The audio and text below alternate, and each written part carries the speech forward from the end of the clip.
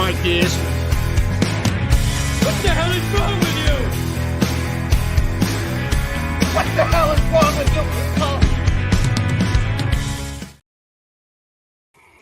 you? Good evening, ladies and gentlemen, and welcome to the legend of Josh Dobbs. I don't know how many of you guys had Josh Dobbs coming in after Jared Hall gets concussed and ends up leading the team on a last-minute drive, throwing a touchdown pass to Brandon Powell on your bingo card. But here we are. Good evening, everybody. Welcome to another edition of Ryno's Rants. Good evening, GMAC. Good evening, Raymond. My Worthless Opinion. Good evening, Robert. Good evening. I don't know what to say about that yesterday. Pretty much anything that could have gone wrong. Good evening, Skull for Life. Anything that could have gone wrong for the Vikings went wrong yesterday. Jared Hall started out the game.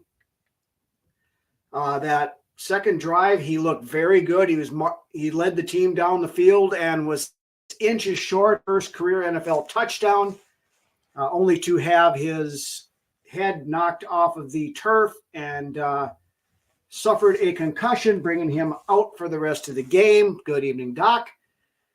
And that led us to the aforementioned Josh Dobbs, who only arrived here on Wednesday, did not take a single snap with any of the ones during practice.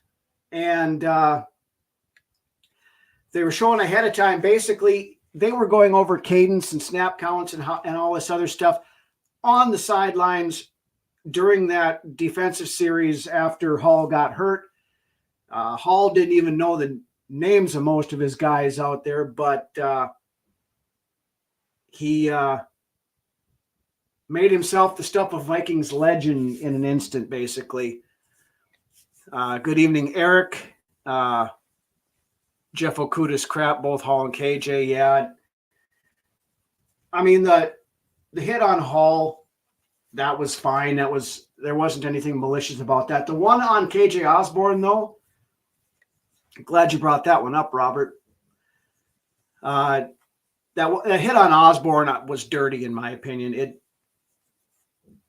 He should be getting penalized for that, fined for that this week at the very least. There was a lot of plays in that game. Seemed like there were a lot of times when tackles were being made, they were being tackled around the head or hitting up in the head and neck area. And for all those things that the league is supposed to be doing to be protecting players and that kind of stuff, it didn't seem like they really cared too much about it on Sunday, we'll put it that way. Good evening, Nick. Shocked he wasn't ejected. Yeah, he should have been. No, why they're the Dirty Birds. Yeah, they lived up to the Dirty Bird moniker on Sunday. There was a ton. The officiating in that game was bad. There were several missed calls, several things that shouldn't have been called. I mean, it was bad league-wide. There was that play, I forget which game it was earlier, too, that they called a roughing the passer penalty on just a standard quarterback sack. It was nothing, basically you're going to have to start tapping the quarterback on the shoulder and asking him politely to lay down on the ground here pretty soon, the way the league is going. But also speaking of on the injury front, please know Sean Mannion, we need to get Nick back. That's going to be the concern going into this weekend against the Saints. O'Connell officially set out this morning to really nobody's surprise. Josh Dobbs will start Sunday, A, because of how he played on last weekend, and B, because Jared Hall has yet to clear concussion protocol, probably won't until later in the week, meaning he would not get much, if any, time in practice to prepare for this game. So the smart move is Josh Dobbs making the start this week. After that, we'll see what happens. But yeah, as it sits right now, Sean Mannion is the only other quarterback on the roster.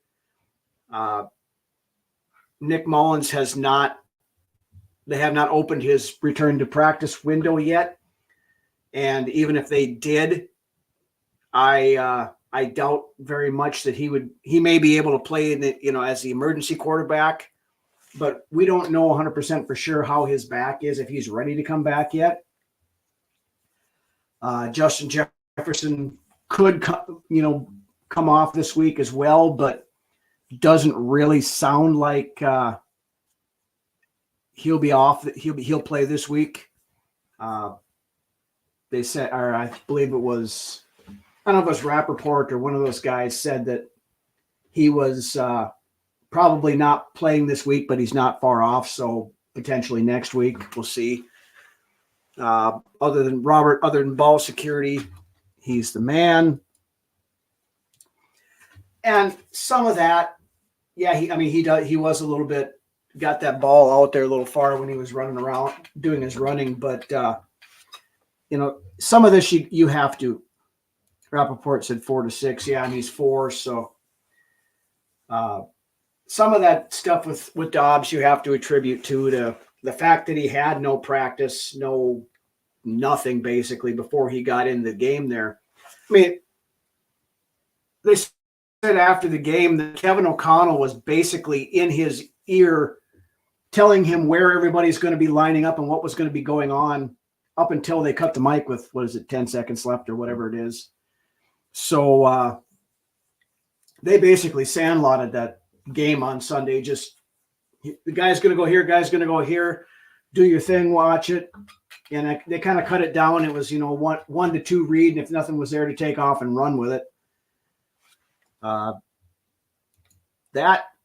made that comment, Robert, when we were watching the game on Sunday. How long has it been since we saw a Minnesota Vikings quarterback have those kind of wheels and get out of the pocket and make plays? And I'm not digging at Kirk. I'm just saying, there's been a long time since we've had a guy that can move around in that backfield like that. Keenum maybe was the last guy, and Keenum didn't. Dobbs moves better than Keenum did. Still going to be on Sunday night against Denver, evidently. Yeah, that's. I think we were in the window where they had to make a decision by this week, and they have decided not to flex it out.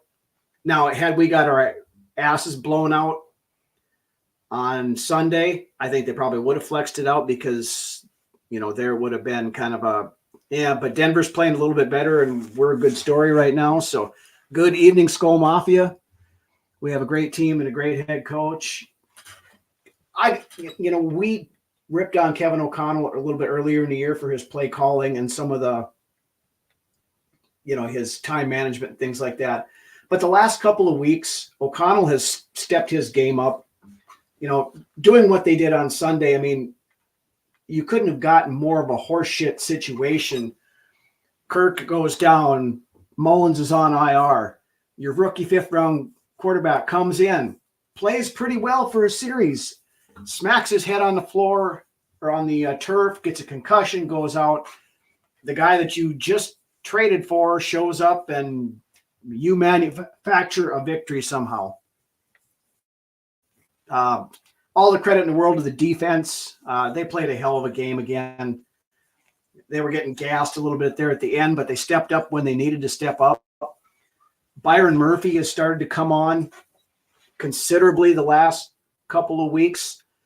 I think this was either the third or the fourth straight game with an interception we've had now. So that's a good turnaround. Culpepper, but he was more of a throwing fullback.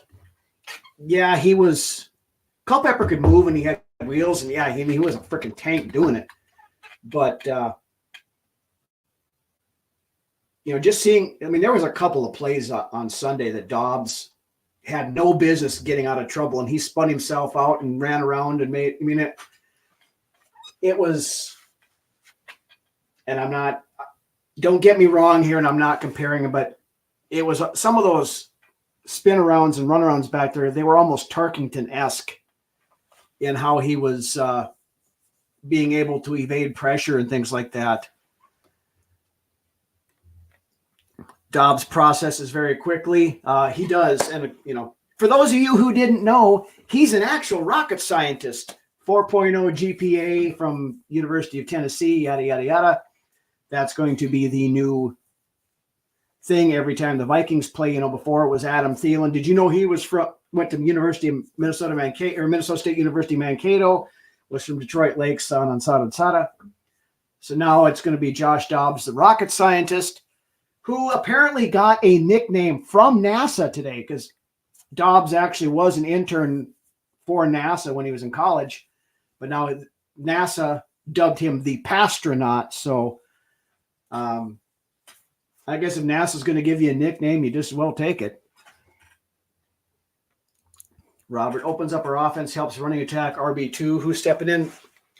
That's a good point right there. Going to transition over to that. Of course, in worse injury news from Sunday, running back Cam Akers tore his Achilles tendon.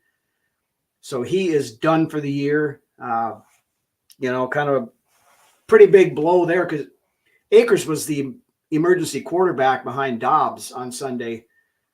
If something had happened to Dobbs, it wouldn't have been pretty. I don't know, we'd had to go to Ryan Wright or somebody, one of the running backs, or, well, we only had one running back left, really. But, we were down to stems and seeds, as our buddy Drew likes to say, for options beyond Dobbs, but thankfully he made it through okay. As far as RB2 goes, Ty Chandler's going to get a chance if Longmu is healthy again. He's been beat up the last couple of weeks again. I think he'll get a chance. Dwayne McBride's down on the practice squad. They could look at bringing him up to get some usage. There was somebody who got released today. Robinson off the Bears practice squad had a couple of good years down. James Robinson down in Jacksonville. He might be worth a look just to bring him in, try him out, sign him to the practice squad. If nothing else, so we have another running back around. Other than that, there's not a whole lot out there worthwhile. Doc, seriously hate primetime game, bar tabs, and having to work next day really suck. Yeah, it does. Thankfully here I don't have to worry about the bar tab because I get the locals. Of course, on primetime games, it's nationally televised anyway, but good evening, Greg. Need a special guest appearance from the Smith boys, aka Mr. Greg. Go Josh Dobbs, love the heart of the squad. That was a thing yesterday. Great point there, Greg. In years past, especially, a lot of times, especially during the Zimmer years, when we see this, something bad like this would happen to the team, and they would just fold up the tents and cave and be done for the year. But this team didn't quit. They just, all right, who's up next? Get in there and take care of business. Osborne down. Brandon Powell had another very good game. Tristan Jackson came in, made a key 2-point conversion catch. Should have had a touchdown, but he kind of missed on that one. Alligator armed it a little bit. Other than that, Jacqueline Roy had a couple of nice plays in there. I mentioned Byron Murphy earlier. Jordan Hicks, another good game. Daniil Hunter, another sack. I think he's got 11 now in the year. It's the guys that needed to step up, stepped up, and we had a bunch of backups. This was one thing that killed us in the Zimmer Spielman era all the time. We had good players as starters, but we had nothing as far as quality depth goes. And that's changing now just in the 2 years. Case in point, Christian Darrisaw was a late scratch from the game with a groin injury that he aggravated Thursday, Friday, whatever it was. And David Quisenberry came in and started. He had a pass block grade of 86.6 per PFF, which is one of the best in the weekend. only allowed one pressure and one hurry. So he stepped up. He played his ass off. The offensive line did a very good job again. Some of the stuff was miscommunications and things like that, so you really can't fault them for much on that this time. Special, even though thought the touchdown pass. Now, we'll take it any way we can get it at this point. Coach sure looked happy for a change. Yeah, he was ecstatic. Pastronaut's better than Astro Nerd. Well, that's probably true. I don't think NASA's going to give that one out, but do the YouTube thing, but it doesn't cover prime time. Yeah. Dobbs was the Vikings emergency quarterback. Who was next in line? Dobbs was actually QB2. He wasn't the emergency. Cam Akers was the emergency quarterback. He was, if anything had happened to Dobbs, he was supposed to come in. And then, of course, when he tore his Achilles, I have no idea who it would have been after that. I know Ryan Wright has played quarterback in high school and threw a little bit in college. Had that one nice fake punt throw last year. He could have come in and played maybe one of the wide receivers. I don't know who all has the ability to throw the ball at all, but it wouldn't have been a pretty situation. I think if that would happen, we would be in a far more somber mood today than we are. So just thank the football gods that they didn't throw any more wrath at us than they did, and we made it out of there alive.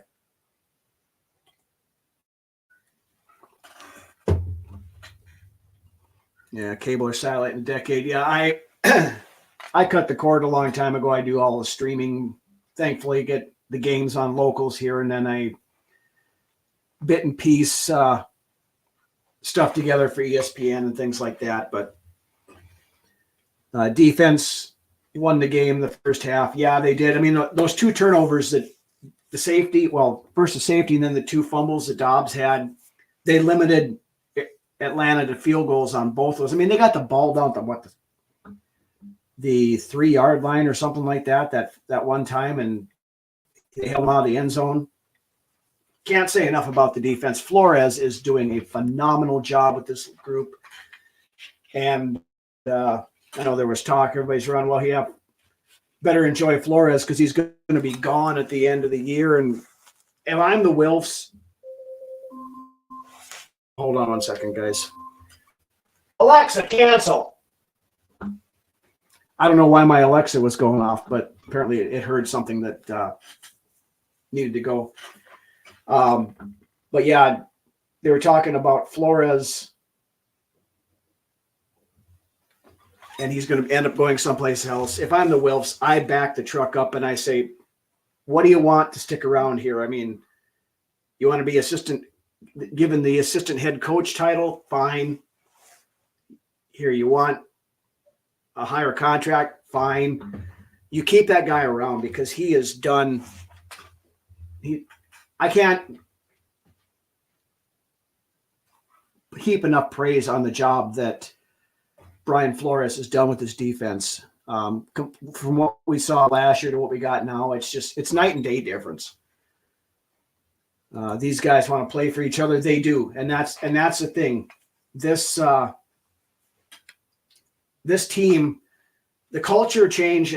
People throw the culture change thing around a lot, but the culture change that we have got here now since Kwesi and KOC came in compared to what we had with Spielman and Zimmer, it's like I mentioned earlier, when we would have hit this adversity back in the Zimmer era, the team would have folded up and just said to hell with it and sat on the bench, drank Gatorade, and got blown out by 30 points. There is no quit in this team. Even, look early in the year and when we would start off 0-3, we should have won all three of those games. It was just, fluke fumbles and circumstances that just didn't quite pan out. And now we go from that to losing our starting quarterback, the guy who is playing at an MVP type level this year, to an Achilles injury for the year, having to start a rookie 5th rounder who came out and played pretty well for what little bit he was out there. Then he gets hurt. Then, all this, that, and everything else. KOC said, we are not signing another quarterback other than him. Yeah, I heard that today too. I listened to his press conference this morning that he made the joke that if something happens, he might have to go find some pads and a jersey and throw them on and go out there and be a quarterback. But let's just hope to God that we don't have to, that nothing happens to Dobbs on Sunday, because I don't want to see Sean Mannion out on that field. And he's going to be the backup because, like I said, I doubt Mullins is going to be ready to go. Even if he comes back, he can just start practicing. I don't think he's going to be ready. Hall maybe clears concussion protocol by Thursday, Friday at the latest. I mean, you could have him sitting there as the emergency quarterback if necessary. But, that's going to be kind of tight. Hey, good evening, Dave. Better late than never. Glad you're coming. I know you guys got your Forno show it earlier on, so I got to go back and watch that when I'm done. So you guys remember that too. Vikings First and Skull. They do a show before mine every Monday night. So make sure you go back, check out Dave and Tyler and the whole crew over there. Team is a tight-knit group. Absolutely it is. Mannion's still only a pro because Kirk is unthreatened by him. Kirk, they like Mannion in the quarterback room. Myself personally, if that's the case, he should be a quarterback coach. He should not be a quarterback. The guy can't play. We've seen that, in a couple instances when he's had to come in when Kirk was down with COVID, and there was that other game when they were resting starters. I mean, the guy cannot play quarterback in the NFL. Might be smart as hell when it comes to X's and O's and coaching and that kind of stuff, but I don't want to see him on the field at all. KOC is all heart and passed on the team. We are one. Everyone wants to produce for each other. Absolutely. And good evening, by the way, Roman. Thank you for joining in. Thanks for the comments. Good evening, Chuck. I'd rather they direct snap to the running back than see Mannion. Going to the Wildcat or the Veer or whatever you want to call it, those options might have had to been on the table if we lost any more quarterbacks on Sunday, just because of where we are, because Mannion wasn't active. So they couldn't have even brought him in if they'd have needed to. So I made that comment. Brunswick and I were messaging back and forth, and when he brought up that same thing, I said, let's run the Veer, go back to the old school Division II college days and just run the option all day. But thankfully, like I said, it didn't come to that, didn't need any of that.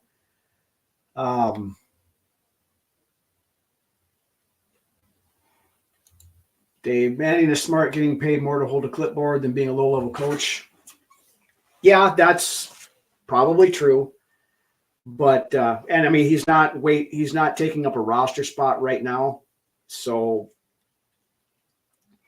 I guess if they want to keep him on the practice squad just for the assistance, that's fine. I just don't want to see him on the field. I don't. Akers was wearing the dot. I guess he was. Yeah, Akers was the backup option if something happened to Dobbs on Sunday, and then until he went out. Apparently he's played quarterback before. They tried to run that one halfback pass, and I didn't like the decision-making there because it got sniffed out. And they actually got credited with a sack on him on that one, I think. But that was one he should have just tossed it into the stands right when he got out there, because you could tell that thing wasn't going to develop the way it needed to. But Roman, just when it felt like the old Vikings we knew, Dobbs came in and saved the day, going to take it one game at a time. Right now, Roman, that's all we can do. The expectations for this team right now are anything we can get is a benefit, because, if the guys continue to play and we have 4 very winnable games coming up here.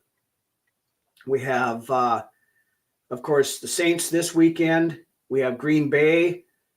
We have the Bears, and we have Denver. There's no reason we can't go at least 3-1 in the next 4 games, which would put us at 7-5.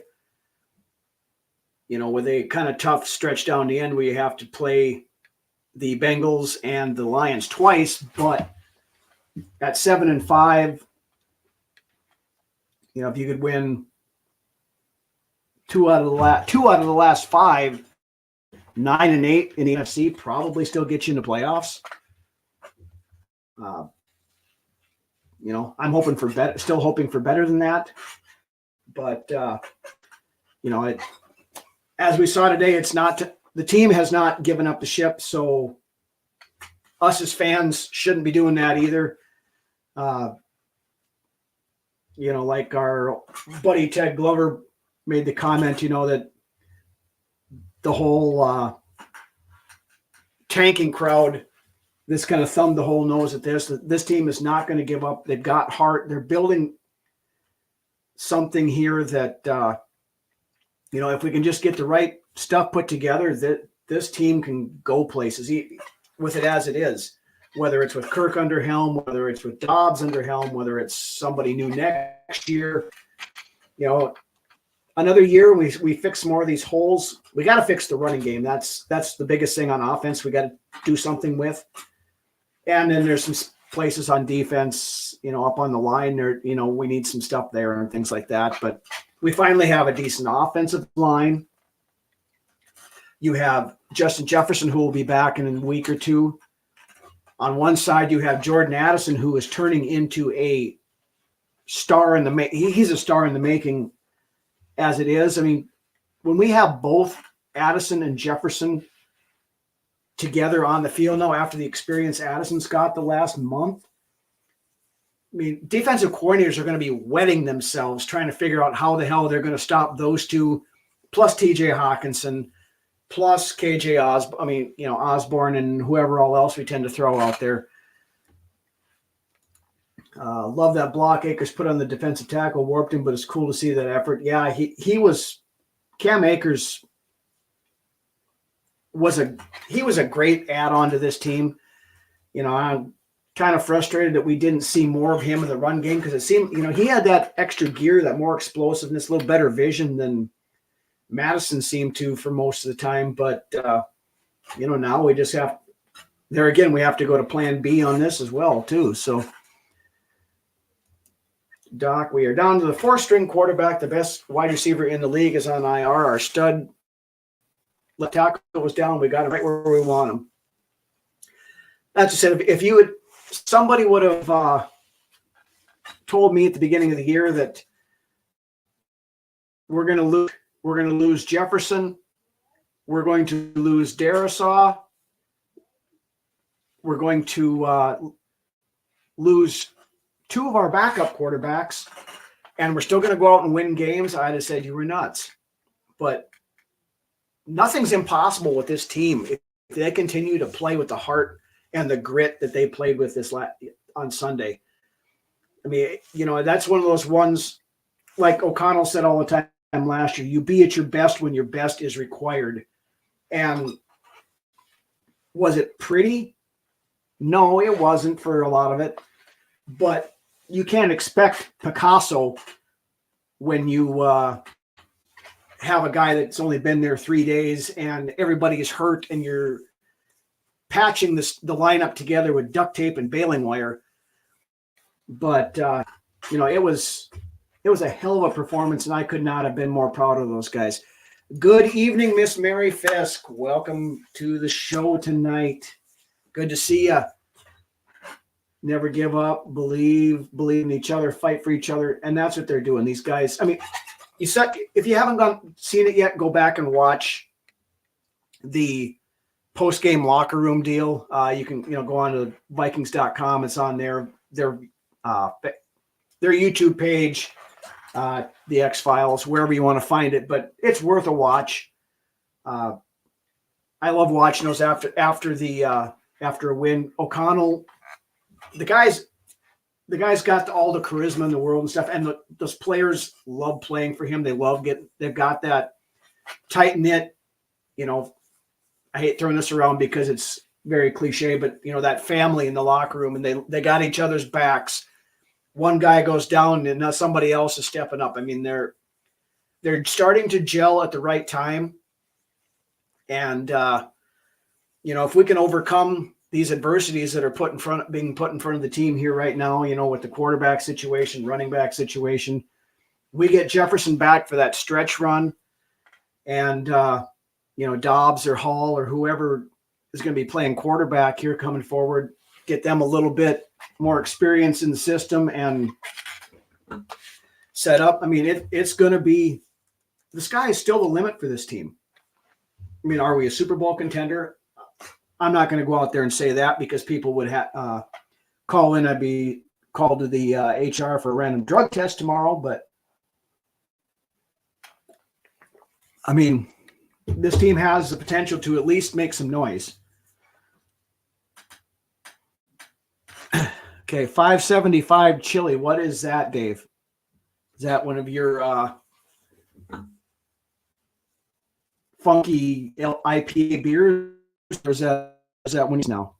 I'm intrigued. But yeah, I can't say enough about what these guys did yesterday. Like we put on the show title. It was true grit. It was the grittiest performance I've seen this team have in a long time.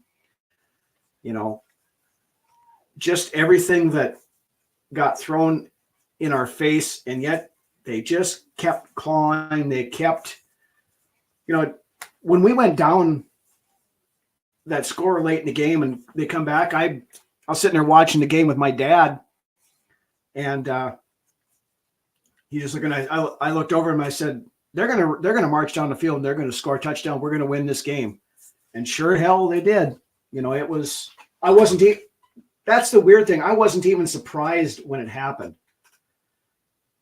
It wasn't a Minneapolis Miracle type, oh my God, I can't believe we freaking did that. It was, yeah, I had confidence that when they got that ball back that they were going to march down there and they were going to get a touchdown.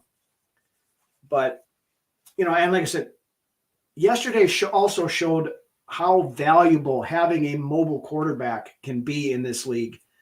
I mean, we've seen it, elsewhere too. And like I said, I'm not knocking on Kirk. I'm not anything like that. I'm just, saying what the difference in quarterback styles can do for a team.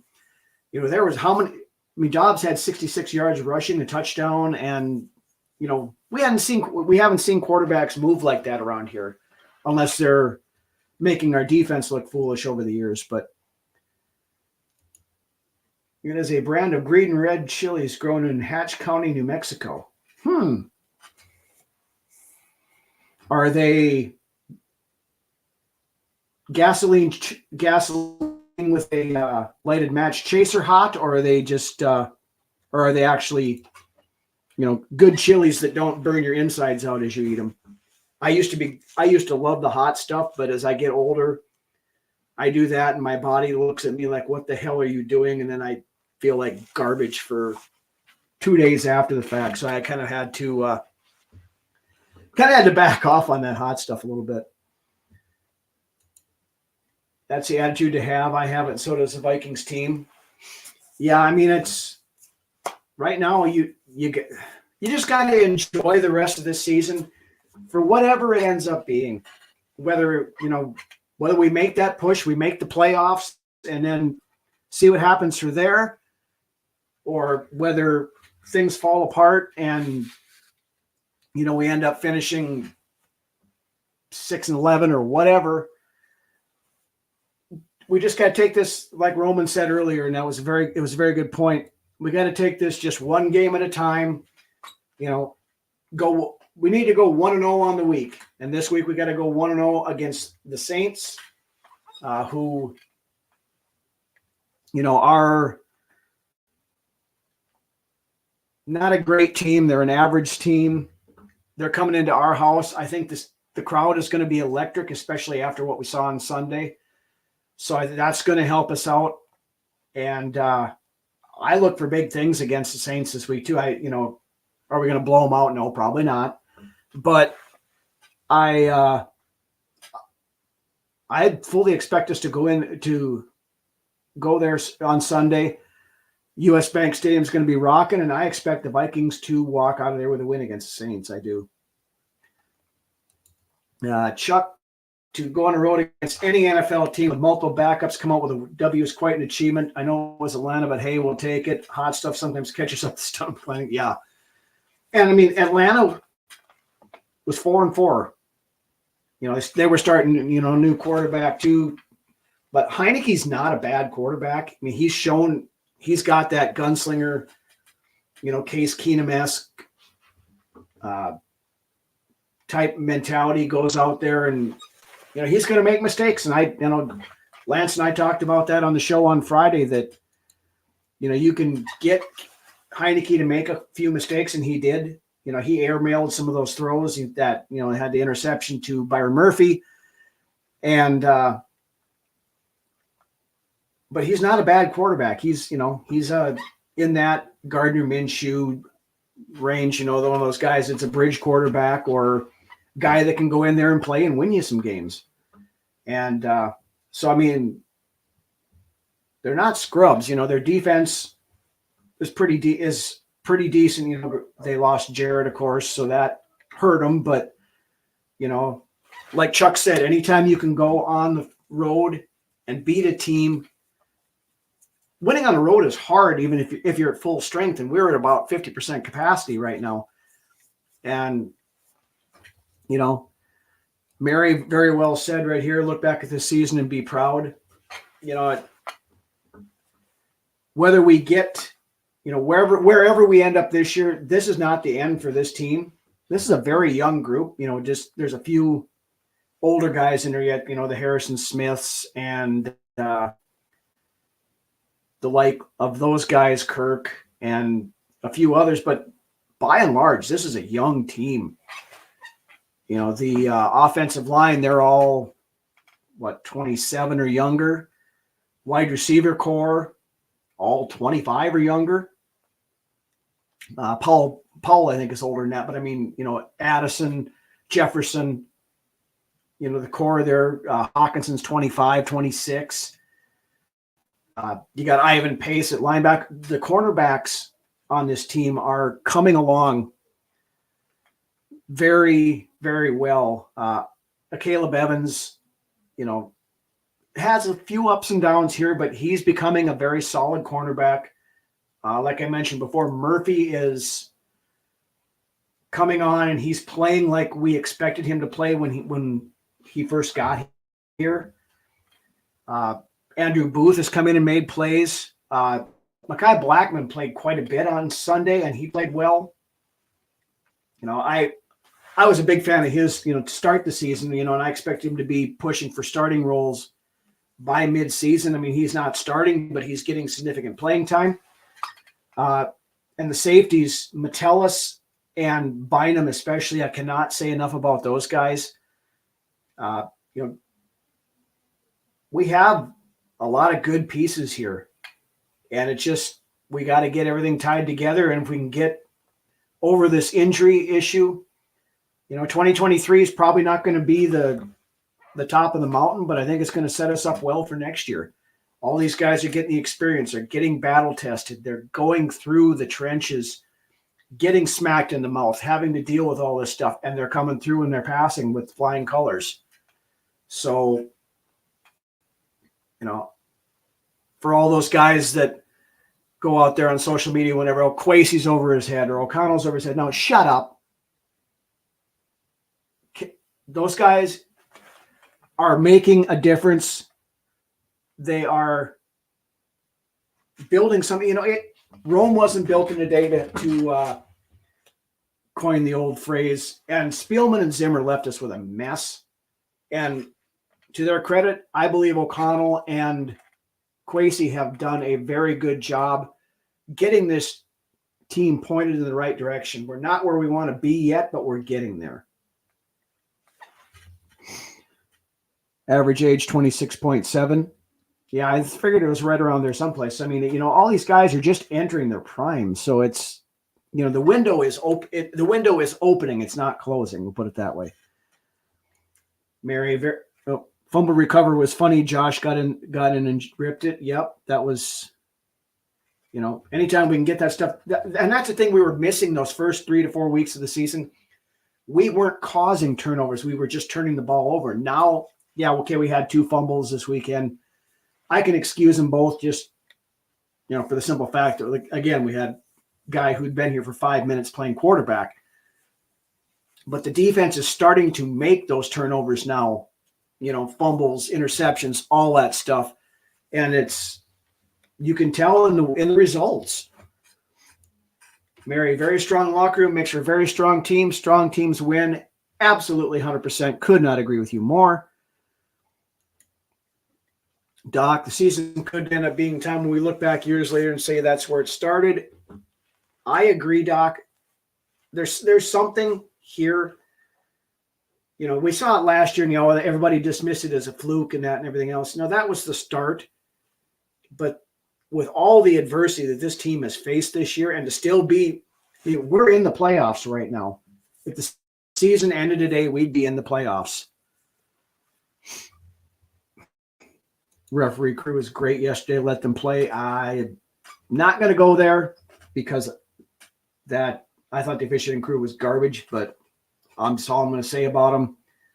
Do the old beast mode. I'm just here so I don't get fined. I'm not going to get a kick out of reading those silly comments from the majority of the Facebook groups. Yeah, just shut up. Yeah, that's the thing about social media. Everybody overreacts and knee-jerk, whatever else, instant gratification society. If you don't go from 1-16 to 17-0 in a Super Bowl victory in the span of a year, fire everybody and start over again. No, that's not how you build a winning team. That's how you become the Cleveland Browns, the Las Vegas Raiders, teams like that change coaches more often than some people change underwear. No, you got to let the guys that you brought in, it takes time, especially if you're coming into a situation where you have to do some rebuilding. It takes time to build a contender, and I believe that we're doing that. But, I couldn't be happier. That was a very entertaining game on Sunday. Even if we'd lost at the end, just seeing them fight the way they did, I would have understood it. I mean, when we had all that, Osborne was out, Akers was out, Hall was out, of course, Jefferson, Kirk out, Darrisaw out, all that stuff. Nobody expected us to win that game. I mean, and nobody would have faulted us for not winning that game. But that team pulled themselves up by the bootstraps, went out there and said, screw all this, next guy up, let's go out and win a damn game, and that's what they did. And I couldn't be happier from what I saw on Sunday. And I hope I see more of that this Sunday. But other than that, that's about all I got for the night. We've been going about 45 minutes here. So we'll call it a wrap here. Just make sure you guys go out, check out all the other Vikings content creators out there. Like I mentioned, Vikings First and Skol. We had the Real Forno show on earlier this evening. Purple and Gold for Days, our buddy Justin over there. He's got a show at 8 o'clock tonight. Go check him out on his channel. Minnesota Sports Talk over there. Dave, good friend of the show. GG Sports, all you guys. Vikings Report with Drew and Ted. Even some of the, there's tons of Vikings content creation out there. And even some of the guys that do some of the other teams out there. I had some very good conversations last week, both before the Packers game and after the Packers game. I was on a couple of different Packers podcasts. Great bunch of guys. these content creators like us out here, they're out there. We're doing this kind of stuff because we love our team. We love doing this. We love talking. Good evening, Ryan. Justin was taking notes from tonight. I'm sure he was. I made the comment that one night, Dave, that if I ever get a parrot, I'm going to name it Justin just because of that. But I kid because I care. Justin's a good buddy. I love Justin. He's great. He's wealth of knowledge, even if he does steal most of it from me. But we won't go with that. But again, I want to thank everybody for watching. Doc, make sure you keep holding that puppy because that's our good luck charm. Listen to Creed, whatever works. Good. Yeah, exactly, Josh. We'll do whatever it takes.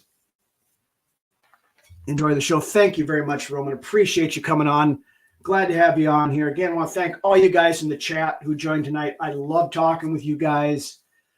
If you haven't done so yet, for those of you who are new, might be new to the show, hit the subscribe button, hit the likes. We do this 3 times a week. I do it Monday nights for this show, 7 o'clock, live every Monday.